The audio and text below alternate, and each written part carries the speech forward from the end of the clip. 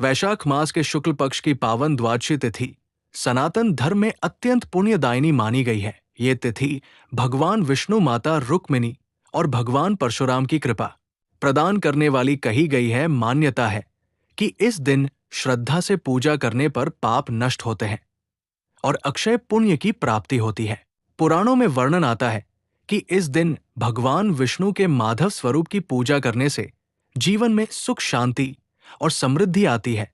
तुलसी दल अर्पित करने वाला भक्त स्वयं के साथ अपने कुल का भी कल्याण करता है। जो व्यक्ति इस दिन अन्न, जल, वस्त्र और तिल का दान करता है, उसे अनंत पुण्य फल प्राप्त होता है।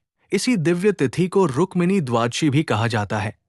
माता रुक्मिणी देवी लक्ष्मी का अवतार थी। उन्होंने बचपन से ही श्री कृष्ण को अपने हृदय का स्वामी माना।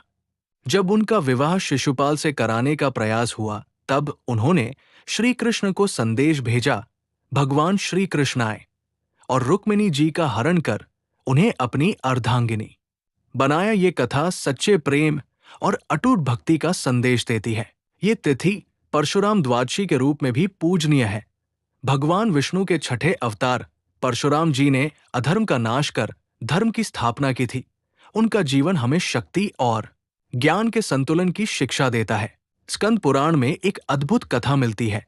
एक स्त्री अपने पापों के कारण अगले जन्म में कुतिया बनी। वैशाख शुक्ल द्वादशी के दिन एक ऋषि कुमार के चरणों का पवित्र जल उस पर गिरा और उसी क्षण उसके सारे पाप नष्ट हो गए। उसे पूर्व जन्म का स्मरण हुआ और वह दिव्य देह धारण कर स्वर्ग लोक को चली गई।